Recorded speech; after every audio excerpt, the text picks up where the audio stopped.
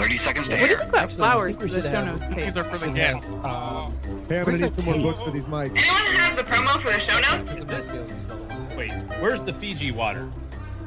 Is this tap water? 15 seconds. Somebody get the cat. I can't drink tap Grab water. the cat. Can someone tell Joe's mom to stop vacuuming? It's not hard to find. Has anybody This seen beat. my hair gel? Artesian water. Natural. Quiet on the set. Live in 3, 2.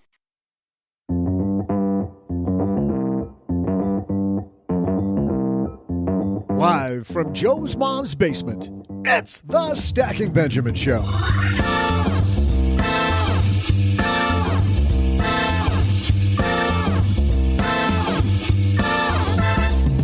I'm Joe's mom's neighbor, Doug, and have you heard the one where the Economist walks into a brothel? What? It's not a joke. She's upstairs? Oh, wow. Hey, here to talk about the risk and your life decisions, we welcome economist Allison Schrager. Plus, it's National Leave the Office Day, but we're not leaving today because here, with their look at the college savings plan landscape, we welcome from Morningstar, Madeline Hume. We'll also throw out the Haven Lifeline to a lucky caller, answer a letter from the mailbag, and stick around long enough to deliver today's trivia. And now, two guys who are stuck here for the entire podcast, losers, Joe and G.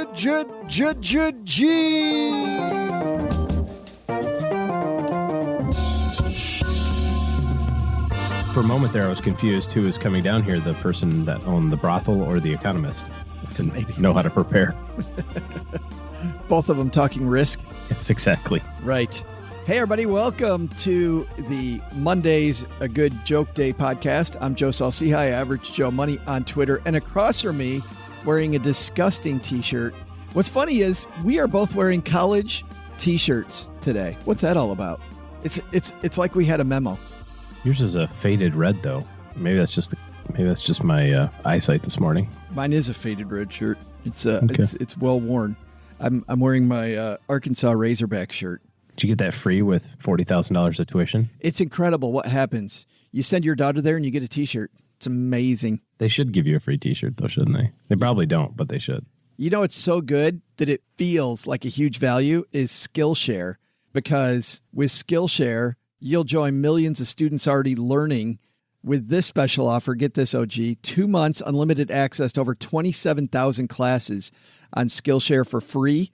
To sign up, head to Skillshare.com/SB. I love my Skillshare classes. And we're also brought to you now by Simple Contacts, an easy and convenient way to renew your contact lens prescriptions or reorder your contacts from anywhere within minutes.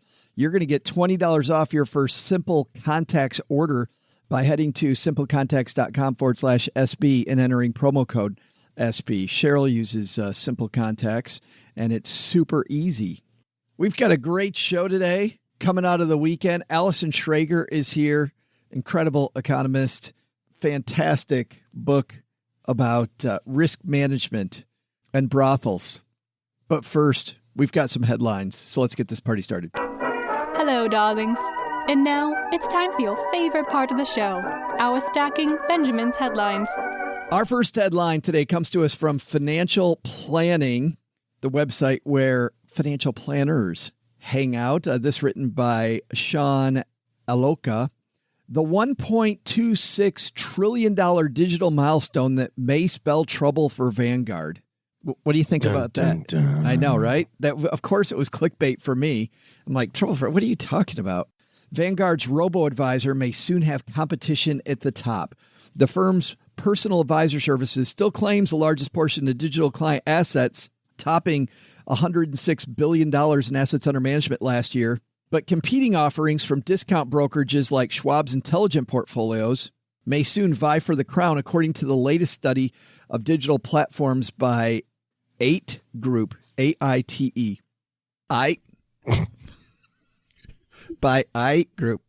Our position is that online brokers will be the dominant factor moving forward, says AITE Group senior analyst Alois Perker, citing a portion of the $6 trillion on brokerage platforms expected to transition to fee-based advice.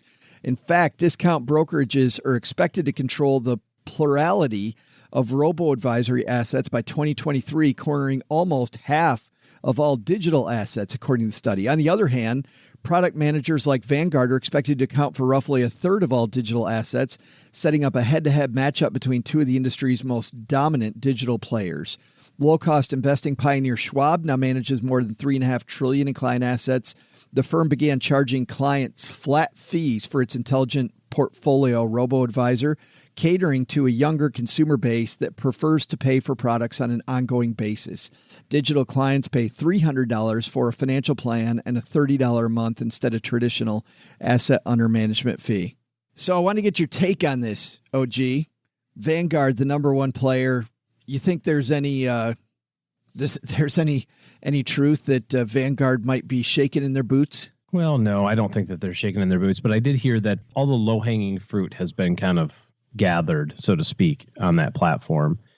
And it's interesting when we hear these numbers bandied about, like 100 billion and 2 trillion and 3 trillion, and just how amazingly gigantic that number really is, And I think what's missing in all of this is that there's no ultimate winner here. It doesn't have to be. There's so much that everybody can do it the way that they want to do it. And if you're a consumer of this, you can have a relationship in any way you see fit. And there's a platform for it. If you like the Vanguard PAS model or whatever, the personal advisor service thing that they got going on, or you like the Schwab Intelligent Portfolios, or you like the Fidelity zero cost deal, or you like Wealthfront, or you like Betterment, or you like Robinhood, there's hundreds of them, and people come out with them all the time.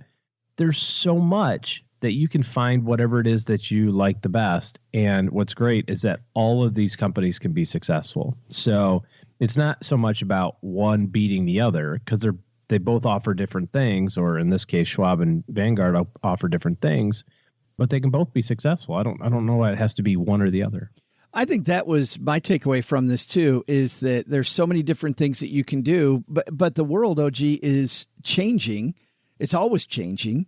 And you got to reevaluate, I think, from time to time, your relationships. And if you're somebody using a discount brokerage platform, being stuck on a single name and being myopic that this is the only thing, this is the only place where I can invest, whether it's Fidelity, T. Rowe Price, Vanguard, Schwab, whatever it might be, and saying this is where the answer is going to be for my entire life, is absolutely horrible. I mean, my dad was an assistant plant manager at a GM facility.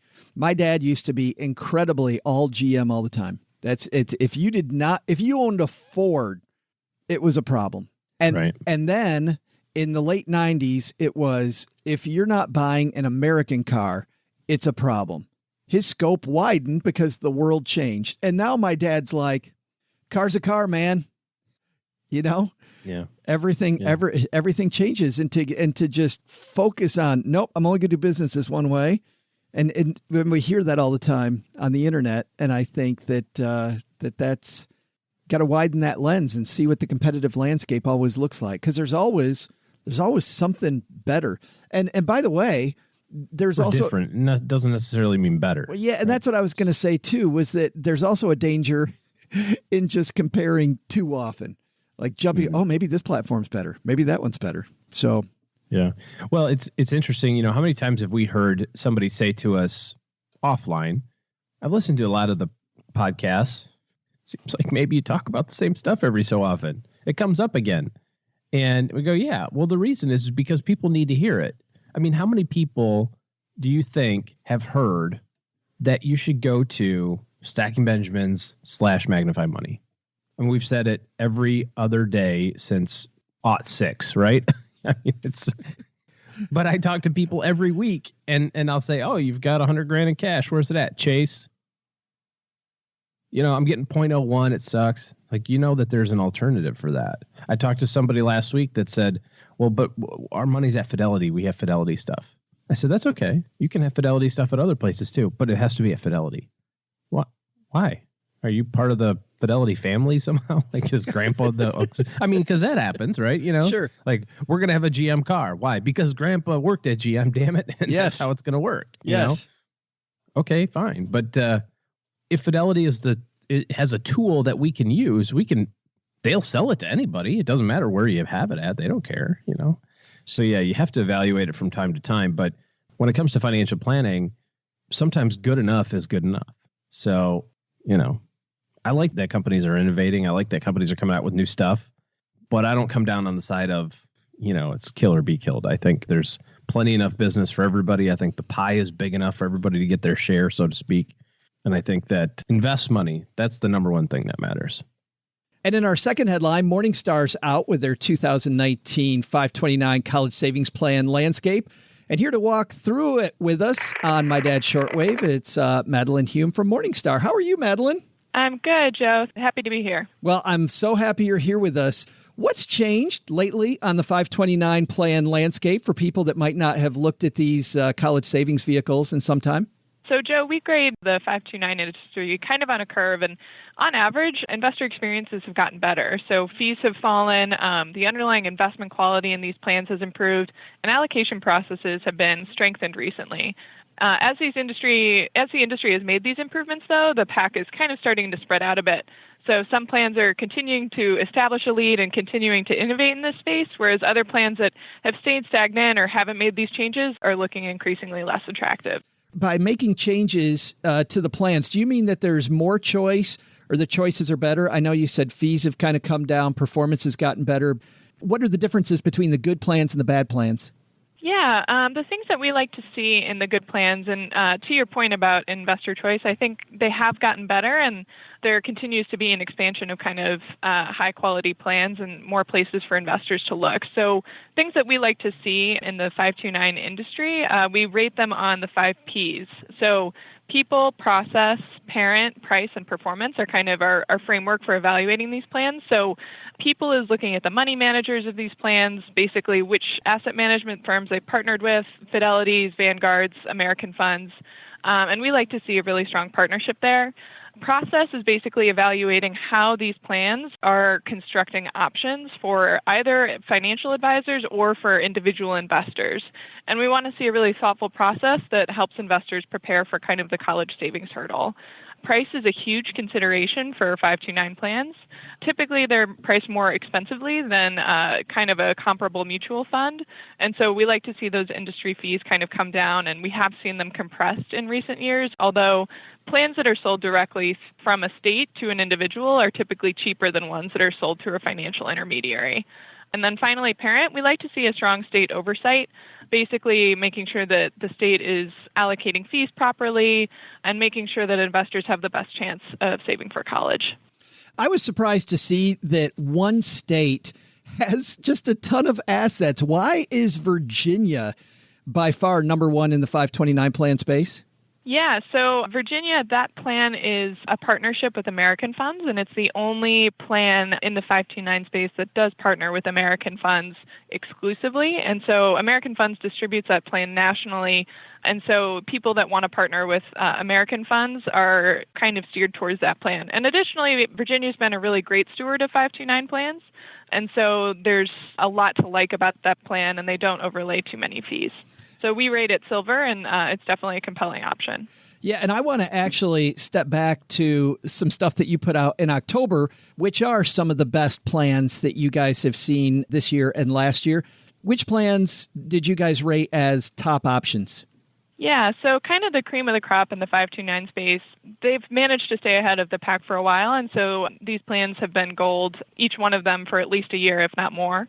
So some of the best options include My 529, which is a Utah plan, the Vanguard College Savings Plan from Nevada, BrightStart Direct Sold College Savings, and then the last one is Invest 529 from Virginia, which is the direct sold plan. College America is the advisor sold plan. And what we really like about these plans is there's a diversity among them. So Invest 529 and BrightStart offer investments from multiple firms. Utah does as well, but they do all of that themselves, whereas Illinois BrightStart and then Invest 529 partner with asset management firms to kind of deliver those. And then Nevada's Vanguard plan offers really compelling low-cost Vanguard options. That's cool. So there's diversification of investment managers as well. That seems to be fairly new to me too, Madeline. Yeah, so it is kind of an industry trend that as these plans are trying to kind of increase the quality of their investment options, they're starting to source them from multiple firms. So Illinois is an example of a plan that used to partner exclusively with one asset manager and then decided to take a different approach. They work with Union Bank and Trust, who picks a bunch of different options from different firms to give investors more choice. I was surprised to see that you have two funds on the list that rely on Vanguard, a company that's known for low fees, still get an F from you. That was surprising.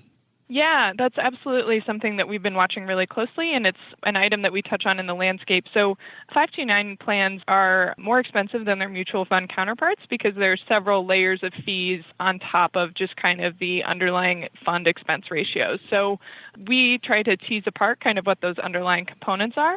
One of those is the state fee, so essentially what the state takes home for overseeing the plan. And then there's also the program management fee, which is basically covers the operational costs of running a plan. And so for those smaller plans that don't maybe have as much in assets, those program management fees are higher to cover the costs, which operationally are a bit higher. So investors in those states, it's incumbent upon them to kind of weigh any tax benefits they may get by investing against their in-state plan, investing in their in-state plan, against kind of any sort of fee savings they may realize by getting a better deal elsewhere. And that's the Arkansas plan and the North Dakota plan.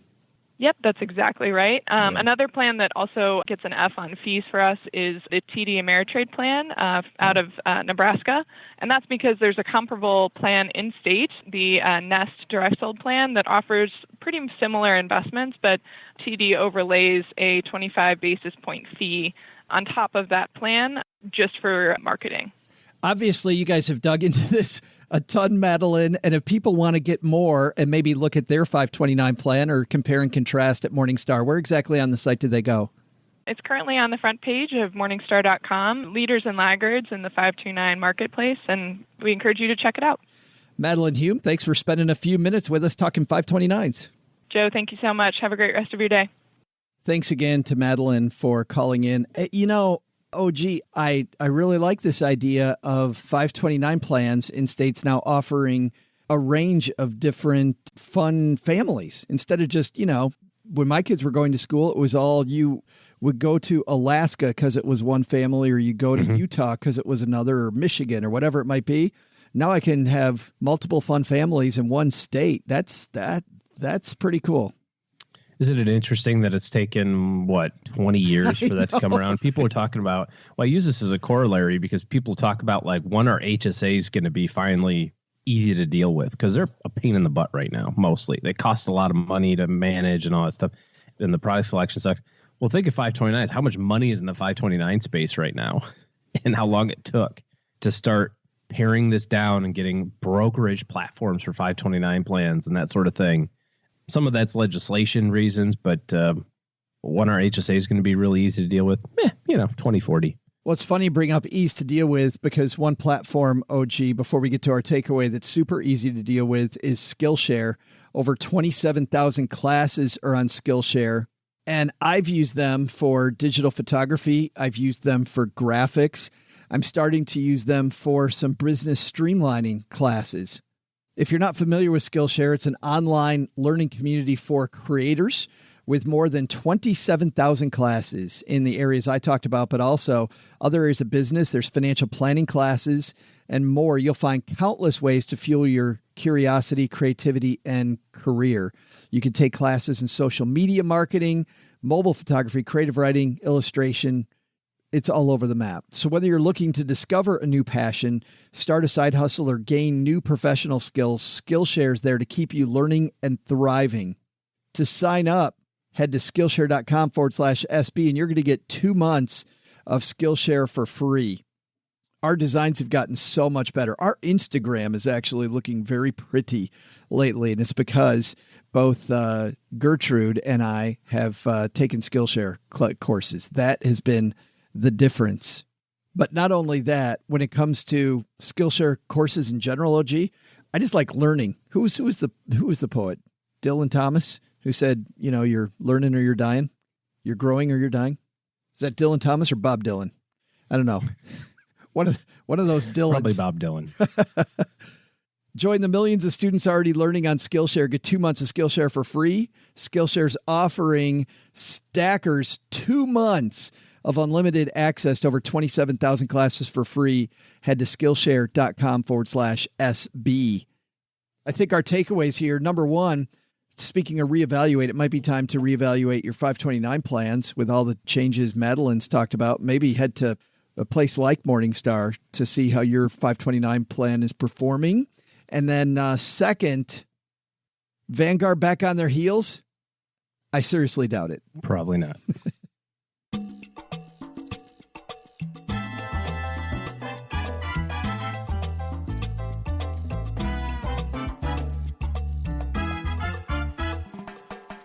Oh man, this woman is incredible. Allison Schrager is an economist.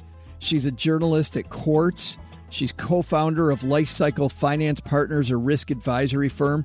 She's divided her career into all different things, finance, policy, and media. Guess what she did, OG? She led retirement product innovation at Dimensional Fund Advisors. There's a fun family for you. Yeah, I know a thing or two about that. She's also consulted to international organizations like little tiny organizations like OECD and the IMF. Is that the thing that is a Mission Impossible? Yes. They're the ones that send out the messages. With Ethan, that destruct. Ethan? Yeah. This is going to self-destruct, Ethan. She's been a regular contributor to The Economist, Reuters, Bloomberg Businessweek. Her writings appeared in Playboy, Wired, National Review, and Foreign Affairs. She's an undergraduate degree from the University of Edinburgh and a PhD in economics from a little university called Columbia. She teaches at NYU, lives in New York City. But today, she's in the basement with us. Let's say hi to Allison Schrager.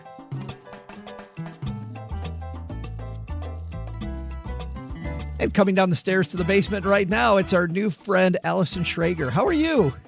I'm good. How are you? Thanks for having me. Well, I'm so happy that you included us in your tour. By the way, whose idea was it to call the book An Economist Walks into a Brothel? Because as our longtime fans know, Allison, we love bad dad jokes. And that sounds like the horrible start to a bad dad joke.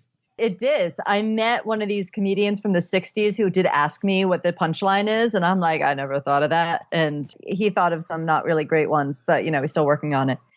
Actually, to call the book It Costs into a Brothel was the publisher's decision, but I'm not very good at titles, but it was the original chapter title, the first chapter.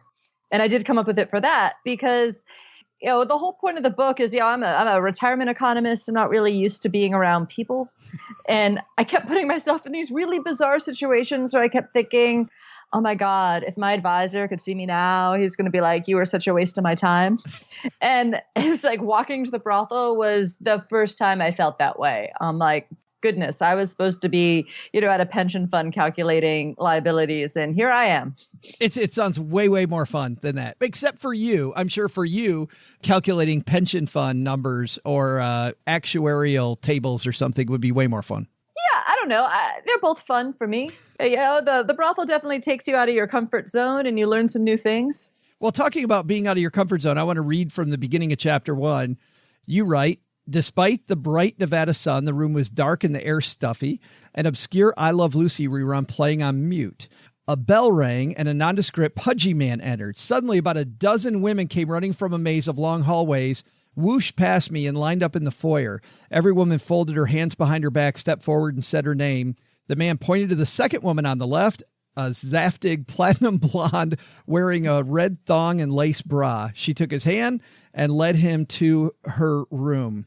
What brought you into that scene? I can't imagine you sitting watching the scene unfold in front of you. Yeah. Well, I was invited initially to the brothel because I was doing a story on negotiation skills. Because what that woman did after that, she took him to his room and they actually did a negotiation of what services she would provide and what should be paid. So they trained the women in negotiation skills. So I had an experience in the brothel from that. But when I was there the first couple times, I noticed how much they were paid, like way more than sex workers are paid in their local illegal markets. So that's what kind of got me thinking about, risk decisions in sex work and different ways, people are compensated for risk or pay to reduce risk. Well, let's talk about risk in this context, because a lot of people, I think at a gut level, we understand risk, but I don't think we understand all the different facets of risk and all the different types of risk people can take.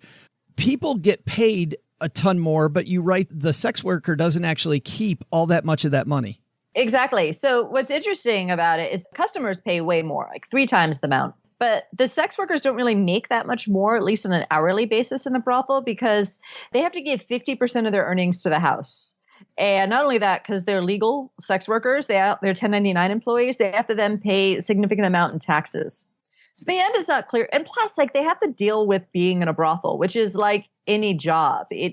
What's strange about the brothel is it's so much like any other normal workplace. Like, Really? there's staff meetings, there was financial literacy training. There was even like a brothel cafeteria where I'd sit and sometimes do some of my interviews. Wow. And like, there's even this weird politics that you get everywhere. Like, one woman, every time I went to the brothel, would like pull me aside and be like, it's not right that Alice makes so much more than me. They don't know how skilled I am. And she would like give me her sex resume.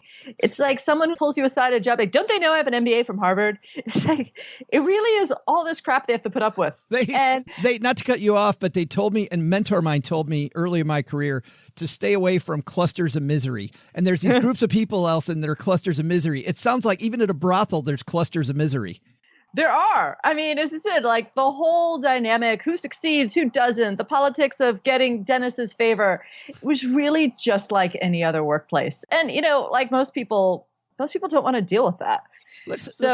Especially when you can work independently so easily. Yeah, let's talk about Dennis for a second, because, you go through those numbers, they take half, then they have all their expenses that they have to pay for. On top of that, they have to pay, 100% of their tax versus somebody who works for somebody else. A lot of your FICA tax, the employer portion's taken care of for you. So they're paying a higher tax. All of their work stuff, they're independent contractors, they take half. I think Dennis, when you refer to Dennis, he's the owner.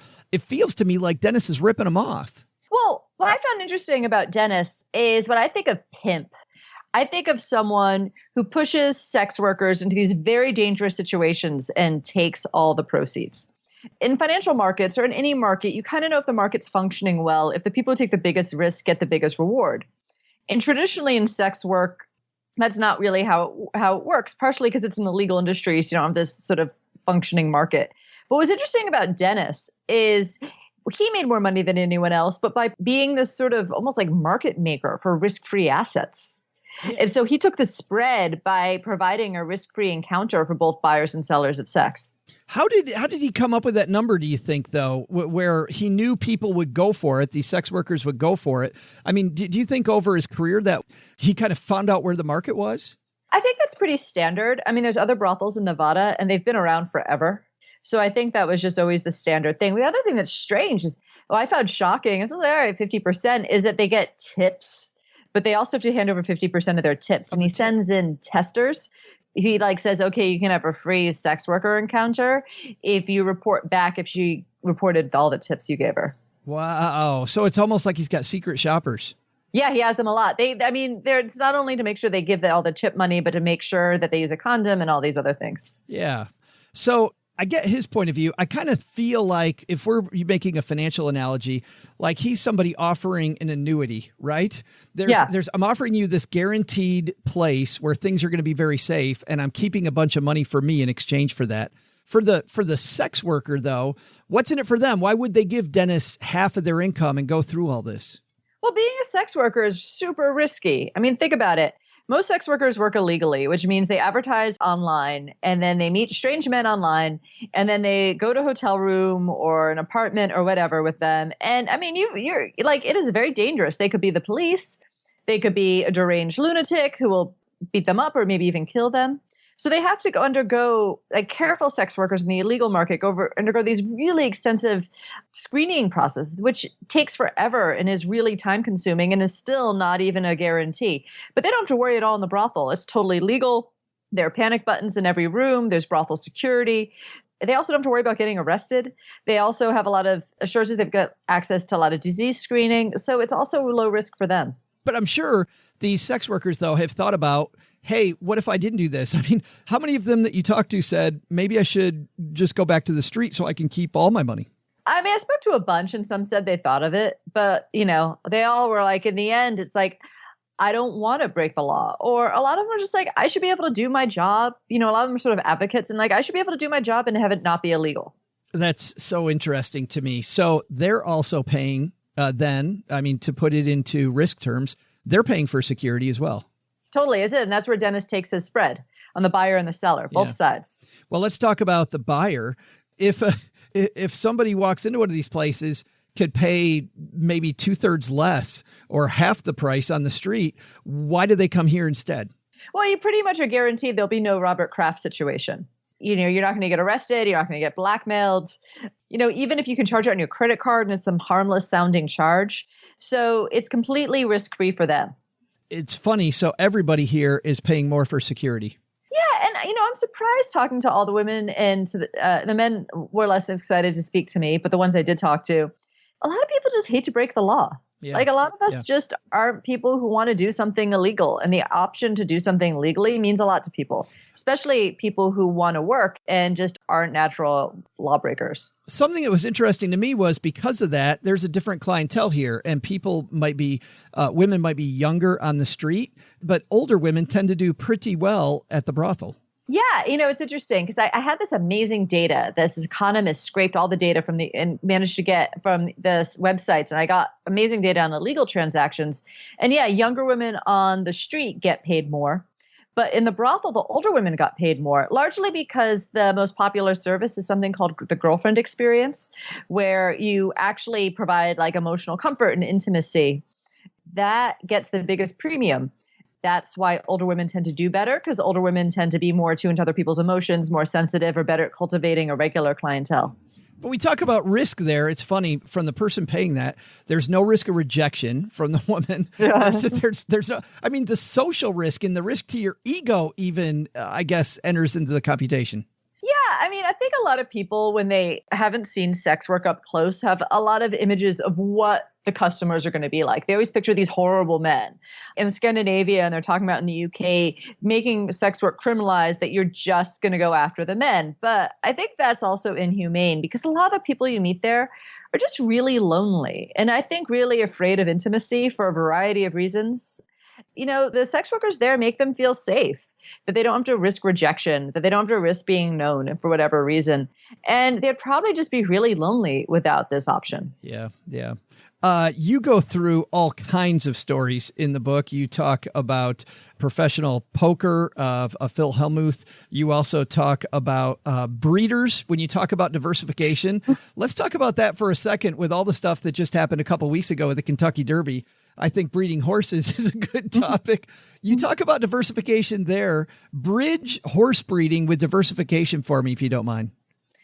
In finance, you diversify, and it does this magical thing. Generally, in finance, there's this reward. You take more risk, you get more reward.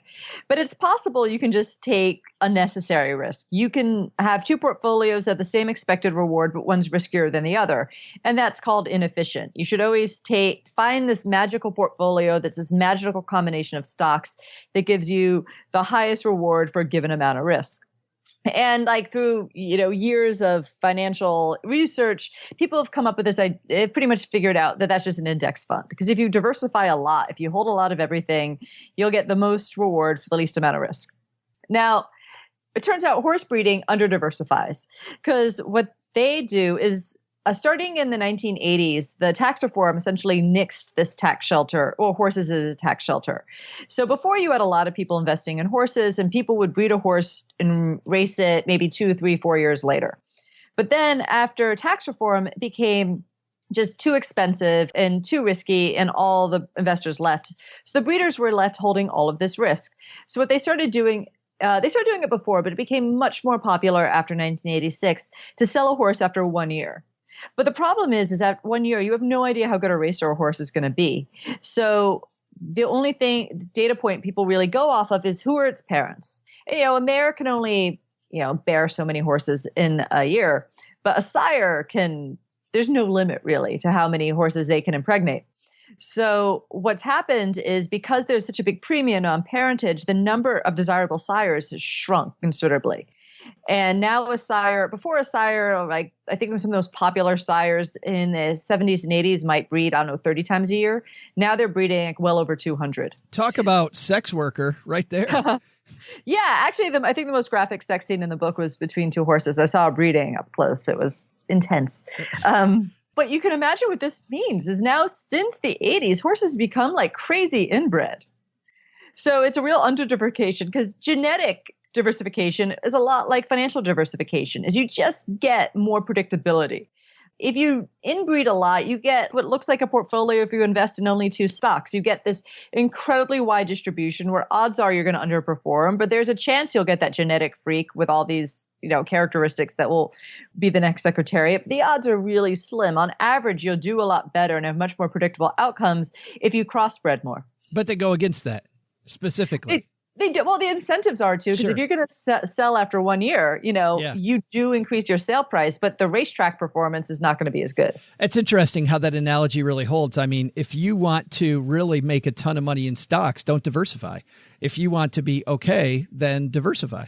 Yeah, although odds are you're not going to make a ton of money. Sure, It's like if you're willing to go for that long shot, Right. And you're willing to odds are doing well, but the odd time you're going to pick Amazon, you're going to be crazy rich. I want to ask you about that. I mean, that's kind of like playing the IPO game, which we won't get into, but it seems like we are really bad at, as people, when you talk about risk, of identifying, maybe not identifying, but measuring risk.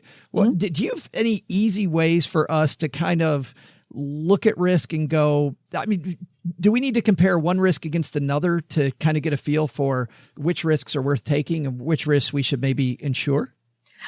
Yeah, for sure. I mean, there's different ways to think about it. I mean, you could think about, the traditional ways to look at a distribution, like a probability distribution is the way it's measured and priced and moved around in finance. And, certain risks have a wider distribution than others. So volatility has more meaning. If that distribution is wider, if there's a bigger range of things that can happen and it's more unpredictable, then that's riskier than the other. But the problem is we really have struggle to internalize probabilities. I think they don't often have a lot of meaning to people. And the research shows, and some people think that's some sort of behavioral defect, although I think it's just, probabilities are fairly modern invention and it's not surprising our brains don't conform to these sort of mathematical concepts that people came up with in the Renaissance. But there's research that if you think in terms of natural frequencies, like instead of 1%, you do 1 in 100, that when people are presented probabilities in that way, they actually make really sensible risk decisions. Is that why Monte Carlo simulations seem to work so well when financial planners use them with clients? Do they work well when they use them with financial? Do you think? I don't know. I feel like it because I feel like if I tell somebody that they have a 40% chance of making it, and then I show them if they do this other thing, that increases to a 78% chance of making it, people kind of get that. They're like, oh, okay, well, increase my odds to 78%, I'm good. Or is there a flaw in the Monte Carlo simulation world? No, I'm a big fan of Monte Carlo simulations. The problem is, as I said, I think sometimes people hear one thing and then something happens and they're, as I said, it might be helpful to say, well, 78 out of 100 times might have even more meaning than 78. Or the great thing about Monte Carlo financial planners is you have that picture. I think that picture starts to resonate because you can see that distribution and see where it's shaded in. Ah, gotcha. Yeah. And it's funny how visual we are as people too, to your point.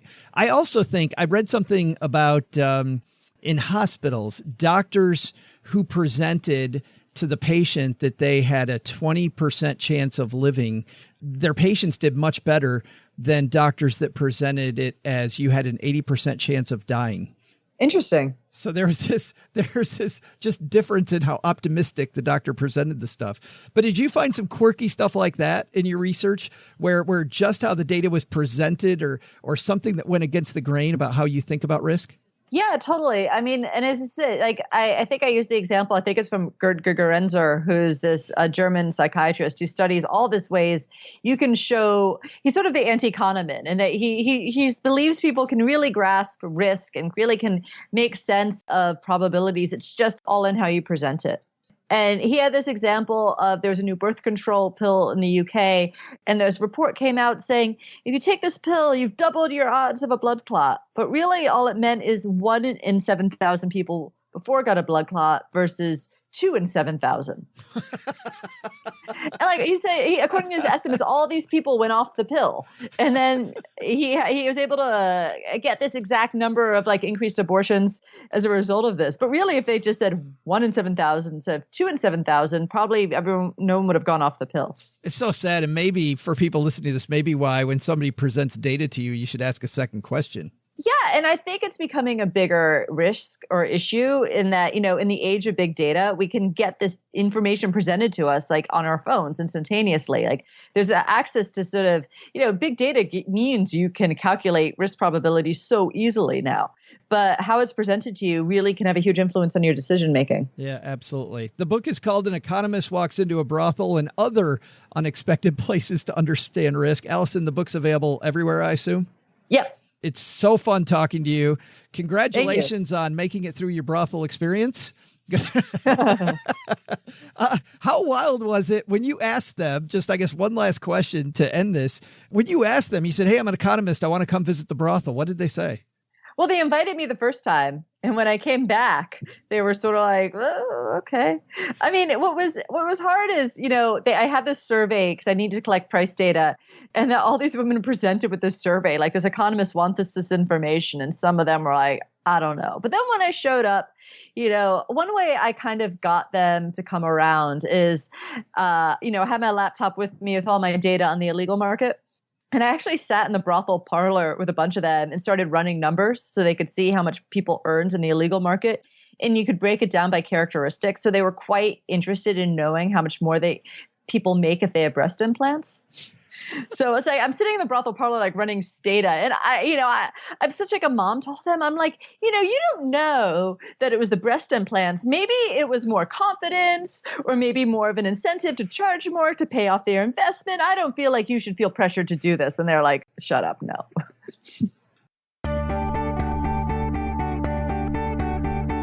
Hey there, procrastinators. Do I have some news for you? If you've already forgotten, today is Leave the Office Early Day. An exciting idea for men and women, but a horrible day for children everywhere who will finally have parents find out what they're doing while they're away. Because, I'm great at this job. I've been researching on the Googler machine, and it turns out that today is actually about being productive. Yeah, right. Apparently, we're supposed to work more efficiently today, which in turn lets us get done with the day more quickly. That's disappointing. I'm telling you, the man finds a way to get his pound of flesh either way. So, how about some work-related trivia today, huh? Here's your "the man ain't telling me what to do" question. According to a Harris poll and Career Builder survey, what is the number one reported time waster in the office? I'll have your answer right after I pretend I'm deep thinking for the next few minutes while I'm napping here at the desk. This episode of Stacking Benjamins brought to you by Simple Contacts. Cheryl, my spouse, wears contact lenses, and she always finds that she just dreads that annual appointment to get the prescription renewed. That's why when we started talking to Simple Contacts, she was super excited. It's a great new app that makes the time-consuming process of renewal, super duper simple. Cheryl and I walked through it together. This was amazing. It lets you renew your prescription and reorder your brand of lenses from anywhere in minutes. It brings the doctor's office right to your house. The vision test is designed by doctors, and every test carefully reviewed by a doctor. Simple Contacts has an amazing selection with every brand of lenses, and their prices hard to beat. The eye exam's just $20, and they offer free shipping. I do have to say, though, the Simple Contacts vision test, that's not a replacement for your periodic full eye health exam. I don't wear contacts. I wear glasses, though, and this is not the same thing. All the Simple Contacts does is test your current prescription, which helps you see 20/20 and renew that prescription. They don't write completely new prescriptions or examine the health of your eyes, which is an important thing. So when I told Cheryl we were taking it online, she's like, okay, really? I mean, she detests everything to do with the exam, but I think she thought it was going to actually be harder. So we sat down, we started going through the process. And what's funny is I kind of tuned out about halfway through because it was unbelievably easy and different than me. He works online all the time. Cheryl never works online and often gets frustrated. And this was just boom, boom, boom, boom on her phone using just her thumbs. It was amazing. So to save $20 on your first Simple Contacts order, head to simplecontacts.com/SB and you'll enter promo code SB at checkout. That's $20 for your first Simple Contacts order when you go to simplecontacts.com/SB and then enter promo code SB at checkout. How about that? Welcome back, you good-looking trivia gurus, you. I'm Joe's mom's neighbor, Doug, and the thought leader here at Trivia Central. And the guy today helping you stick it to the man on National Leave the Office Early Day. So let's get on to the trivia segment, shall we? I'm trying to leave the basement a little bit early today, after all. Here's your question. What was the number one reported time waster in the office? Your answer? If you said cell phones or texting, you'd be right. But what's that? Oh, looks like someone's calling me out on Twitter. Oh, hell to the no. Oh, I'll be right back. There is no way I'm taking this crap from Golden State and Thor's 52. That dude's got another thing coming.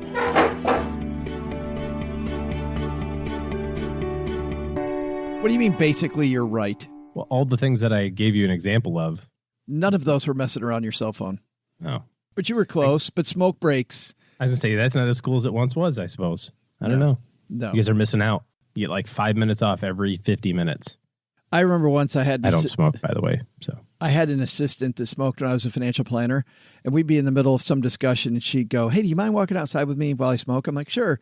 And I would go out there with the smokers, and I got to tell you, back on the loading dock, the people looking just miserable with their cigarettes, I'm like... I just don't want to stand out here. Like, this would be the reason for me to quit right here, because I do not want to stand out here. I have a really funny story about this. We should talk about it later. Maybe. Remind me. We might. But now we got to throw out the Haven Lifeline, OG. Okay, let's do that. Because we're going to tackle some of life's most important questions. Our friends at Haven Life Insurance Agency, they put what you value first.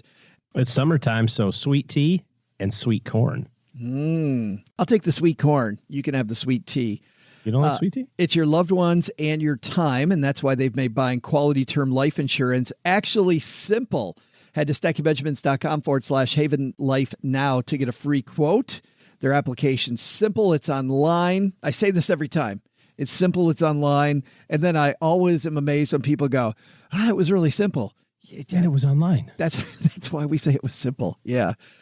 Today we're going to throw out the Haven Lifeline to Jason. Say hi, Jason. Hey guys, appreciate the show. Haven't learned a thing. Wondering what the OG thoughts are on risk parity investing, specifically having maybe a 50-50 mix of stocks and long-term treasuries in hopes of getting the highest return for each unit of volatility. Does he think this is a viable strategy going forward, considering that rates have been going down for 35 years? Yeah, thanks. Appreciate it. Probably won't learn anything, but, whatever. Thanks. Bye. I think somebody, and by the way, what's the howling in the background, Jason? Hear the howling in the background? It's him telling his buddies, like, I'm going to ask this question. And he hit record before they stopped laughing. Before they stopped. Yeah, somebody has the stick out and they're trying to rattle your cage. It's okay.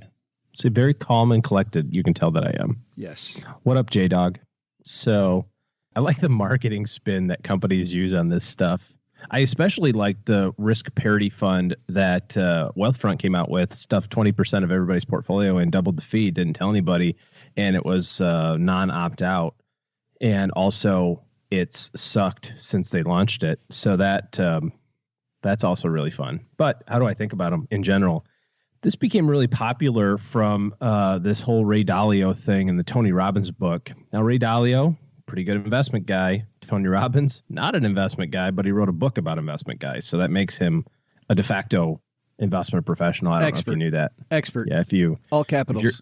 In quotes. Well, it's more underlined. Oh, underlined. It's like parenthetical. Tony Robbins, expert. Financial wizardry. But Ray Dalio became very wealthy and his clients have become very wealthy with something along this strategy. The problem is that it's very hard to recreate when you don't have $100 billion to deploy. And when most people can't short the market because you don't know how, or if you're going to try, you're going to do it wrong and lose a ton of money. The opportunity to have, both sides of that trade at the same time, you kind of default to, like what you said there, Jason, you default to, I'm going to buy treasuries and stocks, which isn't a risk parity fund. That's just being 50-50. That's having half my money not growing and half my money growing and going, hey, what do you think? Am I pretty balanced? Well, you're balanced in that you only have half your money growing. The other side of that you pointed out is as it relates to interest rates, which is if you're going to buy fixed income, you try to make money on that with interest rates declining. We're all surprised when they continue to go down from time to time. But if you look at the yield curve, you'd see that there is no added benefit. There's no bang for your buck once you get past 5 or 7 years on the yield curve. So you're going to have a 10-year bond, a 20-year bond, a 30-year bond, whatever. You get the same yield. So you're going to expose yourself to bigger price swings, potentially bigger losses on interest rates going up if you try to do this with longer-term bonds, hoping that you do the other way. So how do I sum? Let me sum this up. No. No is that's about as succinct as I can make it. Because, just think of it this way. What are you trying to do with the concept of it? What are you saying? You're saying that somehow you, Jason, J-Dog, J-Dollar Bill, can figure out how to get a better return with lower risk than anyone else or than the vast majority of everyone else. It doesn't exist. There's no such thing. Like, there is the efficient frontier. That's what I was going to ask. Recently. Why wouldn't we, if we're going to do this convoluted strategy, this risk parity strategy, why wouldn't I just go find the efficient frontier? Like, seriously, why wouldn't I do that? Well, the thing is that it sounds really super sexy. It just does. I can somewhat get behind if somebody said, hey, I do have this really asymmetric investment profile because I have so much money in company stock, and then I have to offset that with so much money in fixed income. I can't do all this other stuff. I can kind of sort of get to that. Although I would just tell you, sell all your company stock as soon as you can, because, that's silly to be diverse, under diversified like that. But especially once you've made all the money you need to make. But effectively, with what you're trying to say with a risk parity fund is, I can figure it out. And you're going to the market with ETFs and individual stocks, and you're competing against a Ray Dalio that can go to Goldman Sachs and go, yeah, I want to create a new product just for me. What do you think? I'm going to give you $10 billion to make it happen. And Goldman Sachs goes, yeah, sure. No problem. That's who you're competing against. When somebody thinks up some of this stuff, they can create the thing that they want to do with massive scale immediately. And you're going, yeah, I'm going to try to do this with the IVV and AGG. What do you think? All you're doing is reducing the overall return potential on your portfolio. And yeah, you're less risky. Absolutely you are. Less volatile, not risky. You're less volatile because you have now a 50-50 portfolio, and that is less volatile than a 100% zero portfolio, but it also generates less return.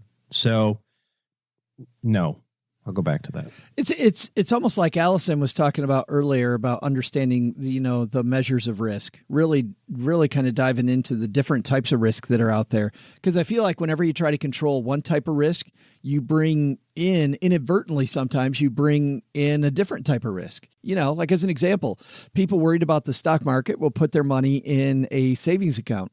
Well, you just went from market risk to interest rate risk because you're not going to earn any money. Yeah, an inflation risk. Absolutely. Yeah, an inflation risk. Yeah, sure. Good stuff there. Thanks for the question, Jason. J-Dog. J-Dog. I'm sorry. Thanks for the question, J-Dog. If you got a question for us, it's stackingbenjamins.com/voicemail. And the J-Dog is taking home a Haven Life Stacking Benjamins t-shirt. Gertrude's going to send him a code for the greatest money show on earth. Fun circus t-shirt. We also have some letters that we're cleaning up here. We no longer take letters, but we have a few here still to answer. The reason why we stopped taking letters is because of the fact that we got so far behind, and there was no way we'd ever catch up again. And case in point, I think we told people about 3 months ago that we were stopping taking letters, and we're still answering letters. Chris says, hey guys, I promise on the slim chance I learn anything, I'll keep it to myself. I'm 58 with about $1.5 million in investments. Unfortunately, almost 100% tax deferred and want to retire by 60 with a plan to start off spending around $90,000 a year with a slow reduction to $65,000, about what we spend now, by the time we're around 75. Since I know you'll complain that's not enough information, he says that $1.5 million includes the $300,000 cash value of a pension that the numbers seem to indicate I should take as a lump sum, withdrawal rate below 6%. My employer provides retiree health care insurance to bridge us to Medicare. We have enough term life insurance to replace the lesser of our two Social Security incomes through 80. My question is, should I factor in any sort of opportunity loss when doing my break-even analysis on claiming Social Security? Assuming the same spending with or without starting it earlier would keep more nest egg funds invested in those early years of retirement rather than being liquidated for expenses. When I do the math, it moves the sweet spot 4 years with a 3% opportunity loss and 8 years at 5%! Exclamation point. Since I think we've saved enough to bridge the gap, and by waiting until 70, Social Security should pretty much cover our requirements. I'll get 41 and my spouse will get 30. I'm likely going to wait regardless of your answer, but for someone more concerned with preserving their capital to support a higher spending, but shorter planning horizon, less concerned with longevity risk, it should change an important decision. Am I missing something? What's the right way? Chris. I think that this is one of the interesting discussions that happen in financial planning because we all use a time horizon that is much, much, much too short. When we're thinking about our goals, we think about things like, I want to retire in 5 years, or I want to retire in 15 years. And then when I'm retired, I will live for 30 years. So that's how long my retirement is based on. We also use assumptions that I think are really funny that just kind of, you lose like the telephone game. You lose like the reason for how you came up with it, like the 4% number. Like, oh, well, I can take 4% out of my portfolio forever. The study said that his 4% has a high degree of certainty for 30 years. And if you retire at 60, you might live 40 years. So just saying, maybe you want to do less than 4. But this is one of those things, Social Security. So a couple of thoughts on it, generically speaking. Number one, we have no idea our own life expectancy. We can't use the context of other people in our family because healthcare and the rate of change in that industry is so profound we can't even comprehend it. The human mind cannot do exponentials. It just doesn't work for us. So it's hard for us to look at somebody who lived to be, grandma and grandpa lived to be 90, and we go, well, okay, yeah, I should plan for 90 or 92. No, you should plan for 120. Right? I mean, there are machines that are really close, if not there, being able to take cells out of your body and recreate new organs when they go bad. So you're like, oh yeah, my kidney's bad. I'm going to go get a new one real quick. And oh, I don't have to wait for a donor. It's a perfect fit and a perfect match because it's made of my own stuff. And it took a week for them to make it. And then they put it in me. And now it's good for another 50 years. Like that stuff is on the horizon and we just can't fathom yet how that's going to work. So when you look at the time horizon, you have to assume that number is a bigger number than you think. If you think 90, you have to say 100. If you think 80, you have to say, 95 or something like that. So in that case, it almost always makes sense to look at the longer time frame on the age 70 versus 66 or 67, depending on full retirement age. But conceptually, this is how I think about it. You have 2 buckets of money. One, you have invested how you have invested in your, investment portfolio based on your specific how you've picked it out, right? The other one is guaranteed to grow at 8% a year, but may grow as high as 10 or 11% a year. Guaranteed for the next 4 years. 2 buckets of money. Which bucket do you leave alone? You're going to leave alone the bucket that's guaranteed to return at 8% a year. Or maybe 9, or maybe 10, or maybe 11, or maybe 12, depending on what inflation is. And that's what Social Security offers. Those delayed retirement credits are at least 8% a year for every year that you wait. Plus, whatever that inflation rider is or the inflation adjustment is for that year also gets added on top of it. Whereas you have another bucket of money, your investment portfolio, that's growing, and it may also grow at 8 or 9 or 10%, but it's not guaranteed. So I would trade away the guarantee versus the non-guaranteed.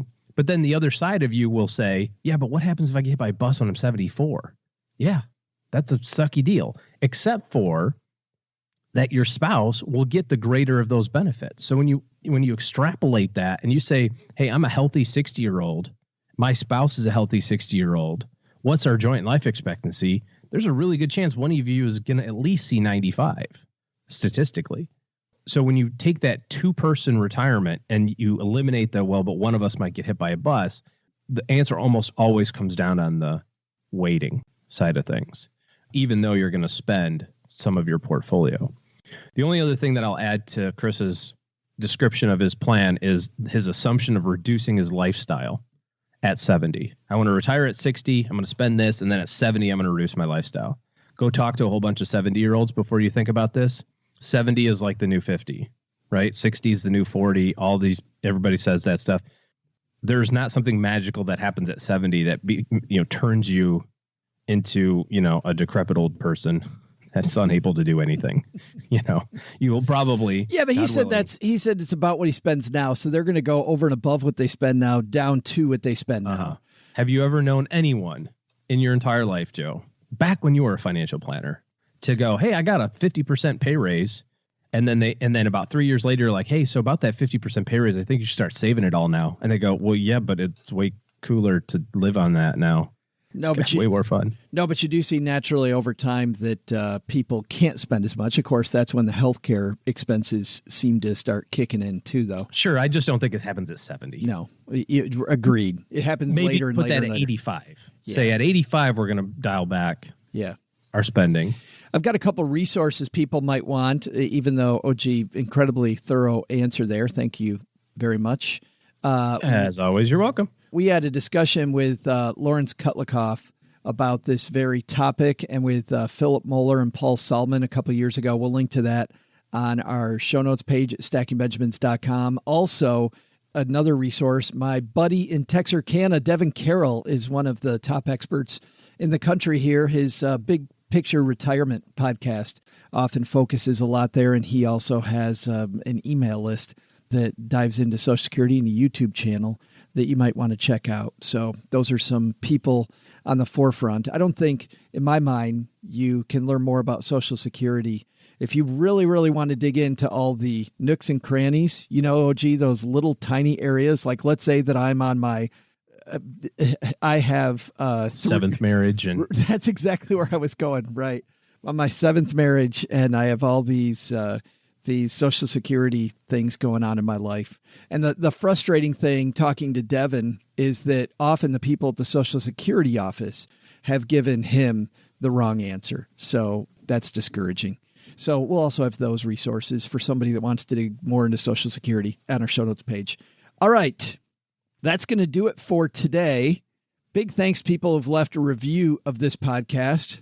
It's always helpful to new people to know what they're getting into when they listen to Stacking Benjamins. This comes from Sports Rants. Mom's got this one on the refrigerator. 5 stars, outstanding, top-notch diversity in topics, great wisdom in personal financial plannings. Thanks to Sports Rants for that review and for noticing that we try hard to have a lot of diversity on our show, not just in topics, but of different points of view, people in all different places, different stages of life, different backgrounds. We try to make sure we have a pretty diverse show. That's going to do it. Thanks for hanging out with us again today, everybody. Thank you, OG, for hanging out. Doug, take it from here, man. What should we have learned today? So, what should we have learned today?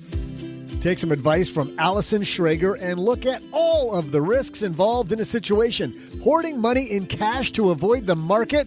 You've just opened yourself up to interest rate risk. And you won't reach your goal because your money isn't growing. Thinking about working the local street corner? Well, you heard Allison talk about that already. Second, it's National Leave the Office Early Day. Find a way to get out and enjoy life. I'd like a... What? It's breaking up. Doug, man. No, I'm not here. The signal I can still see you sitting right here. Fading. No, seriously, stop making that. No, seriously. I can see you're making that thing with your mouth. Stop doing it. Special thanks to Allison Schrager for joining us. You'll find her book, An Economist Walks into a Brothel, wherever books are sold.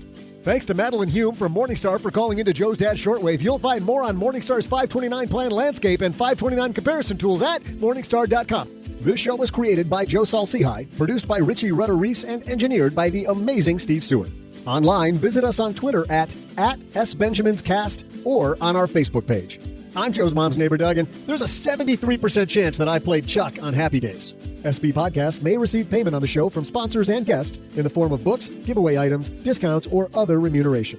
There's no way you would take advice from these dorks, but like Joe's mom always says, don't take advice from people you don't know. This show is for entertainment purposes only, and before making any financial moves, consult with a real financial advisor. Sorry, folks, gotta go.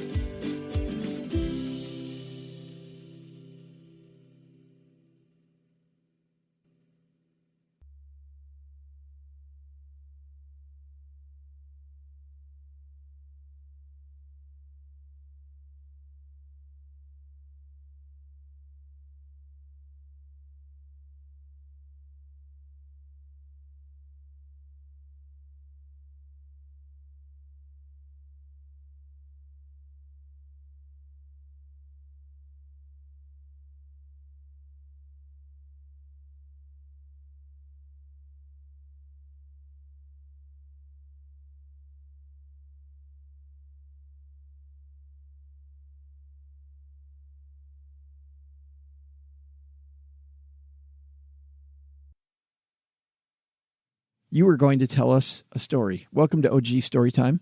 My name is Joe. Once upon a time, back when I was a financial planner. Back in the day. Back a long time ago, many moons ago, during the training program when I was at American Express, probably still, Ameriprise, whatever it was at the time. The setup of this was very much on-the-job training. You'd hire somebody, they'd go through the classes, the licensing requirements, and for about 12 weeks, they would have kind of a training schedule for, where they would go somewhere and during half the day, they would learn a specific thing. They might learn, how to talk about disability coverage or the ins and outs of, what an IRA is or whatever, just kind of like learning financial planning. And then the majority of the day was spent in the office shadowing other advisors. And then after a period of time, then they got the opportunity to start calling on people for themselves. But during that time, usually probably about another year, I think, if I remember right, you would always have another more senior advisor in your meeting, right? So for a while, you'd kind of hang out in my meetings, and I would say, hey, this is Joe. He's a new advisor, and he's just going to sit in the corner and be quiet. And then after a while, you'd have your own meetings, and I would say, I'm just here to help Joe because he's relatively new, or whatever. So we hired this person who liked to smoke. Oh, no. Loved to smoke. More than anything else in the world, I believe. That was the thing she liked to do most. We're in a meeting. It's an evening, right? I mean, because early in your career, you take meetings at 8:00 at night or whatever. I remember those days. That was so horrible. So tough. So when people ask, like, how do I become a financial planner? Well, first, work 13 hours a day for 6 days for the next 5 years. Anyways, so I can't even say it with a straight face. It's so mind-bending. So we're in this meeting for this advisor's client, and we're talking about God knows what. And literally, she gets up and walks out of the meeting. Like it's, we're halfway through it, right? It's just going on, and without like, hey, excuse me, guys, for a second, I'll be back. Not any, just up and out. Just stands up and like, I mean, it isn't by the doors. It's not like I'm just going to sneak out. It's more like I'm in this corner and I have to walk across the entire room, kind of excuse me, and out. Right. And so I'm doing this meeting, and I might've been two other people. There might've been two of us in there. I can't remember, but anyway, so we're doing this meeting, and I'm standing up I'm kind of illustrating something on the whiteboard, and I look out the window. And here this person is, like, with her face pressed against the window, smoking. like it's in the dark, and all you see is the cigarette. She's looking at her face, against the window. Does your and like your client seeing this person? No, the client did. It was her client, right? Yes. So this is the stage where I'm helping her. No, but I'm saying, did the client see? Because if I saw my advisor just leave the room and has their face pressed, I'm like, what the hell's going on here? Yeah, it's so funny. And I look and I just kind of just like, oh my goodness, and I'm trying not to draw attention to it. But you know how there's different types of smokers, right? There's the person who just sits out there and has a cigarette and you talk on the phone and pretty leisurely. And then there's the person that's like, I have 6 minutes. I think I can get through 11 cigarettes in that time. Right. So that was this person. And so not only do you see like this occasional glow, with their face, like it's dark out. Sure. So her face is like literally pressed against the window, but then it's like repeated. And then like, here's a lighter of another one. And then finally she walked back in. It sits back down like nothing happened. And I just kind of turned. I'm like, you gotta be kidding me. You see everything. We had so funny. We had a young gentleman who didn't last very long. And, when I started, I had to buy very, very, very cheap clothing. And a lot of people do. And no judgment on the clothing, even though to attract clients that had some wealth, you had to some degree, look the part, right? You had to dress well without spending a lot of money. But initially, a lot of people don't know how to do that. Well, this one particular gentleman wore very thin shirts, incredibly thin shirts. And he would take his jacket off during the meeting. And he had copious amounts of hair. He was a very hairy dude. It's like a bear. And so even though his shirt was white, everything under his shirt, you could see right through his shirt, including all the hair and his nipples and everything. And I can't describe how bad this guy's shirts were. And people would tell him I would never have wanted to be in the position of having to tell somebody about how to dress. And the guy who was running our training program, very good at it. And he told him like 3 times. And the guy's like, no, I don't want to wear, I don't want to wear a t-shirt. I don't want to wear an undershirt. I like the way I dress. That's it. You go into a meeting. I mean, if it was you, me, whoever, and you just have this shirt that is see-through, you can't focus on financial planning. You're too busy going, that is one hairy. I hired a bear. You're like, could you do me a favor before we talk about my Roth conversion? Could you just say "rawr" really loud?